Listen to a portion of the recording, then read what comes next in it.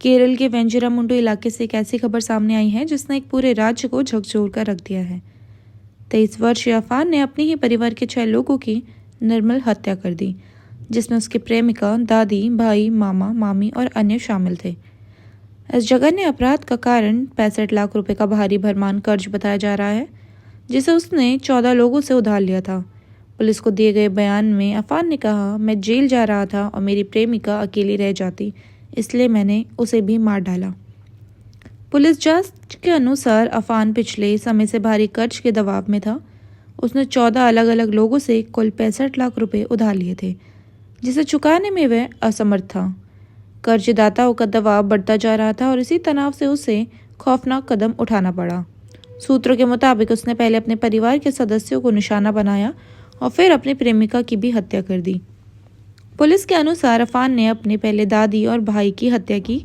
इसके बाद उसने अपने मामा और मामी को भी मौत के घाट उतार दिया। इन हत्याओं के बाद उसने अपनी प्रेमिका को भी बख्शा नहीं, उसको भी मार डाला। उसका कहना था कि वह नहीं चाहता था कि जेल जाने के बाद उसकी प्रेमिका अकेले जीवन बिताए। इस सोच के चलते उसने प्रेमिका की भी हत्या कर दी। इस हत्याकांड में उसकी मां भी गंभीर रूप से घायल हुई है, जो अभी अस्पताल में जिंदगी और मौत से जूझ रही हैं। इस भयानक हत्या के बाद और इस घटना के बाद अफान ने खुद पुलिस के सामने आत्मसमर्पण कर लिया। उसने अपना जुर्म कबूल करते हुए बताया कि कर्ज का बोझ और जेल जाने का डर उसे इस कदम तक ले गया।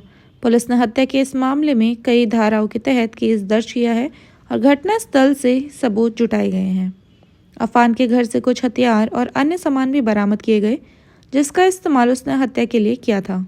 इस घटना ने स्थानीय लोगों में दहशत फैला दी। पड़ोसियों का कहना है कि अफान एक शांत स्वभाव का युवक था, लेकिन कर्ज के कारण उसका व्यवहार पिछले कुछ महीनों से बदल गया था।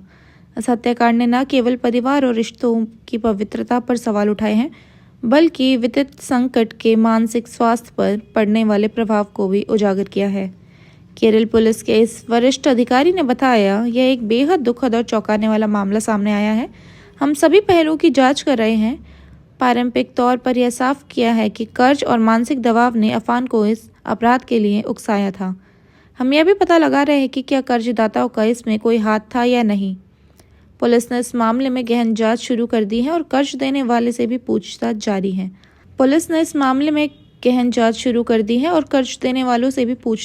है। साथ ही ये भी जांच की जा रही है कि क्या अफान ने इस कदम के पीछे कोई और वजह तो नहीं थी। इस घटना ने समाज में कई सवाल खड़े कर दिए हैं, जैसे कि कर्ज का बढ़ता बोझ और उससे निपटने के लिए उचित सहायता की कमी। केरल में हुए इस हत्याकांड ने सभी को सोचने पर मजबूर कर दिया है। हमारी टीम और अन्य चैनल इस घटना पर नज़र बनाए हुए हैं और आगे की जानकारी आपके सामने लाते रहेंगे। ऐसी खबरों के साथ जुड़े रहने के लिए हमारे न्यूज़ चैनल को सब्सक्राइब करिए। तब तक के लिए धन्यवाद।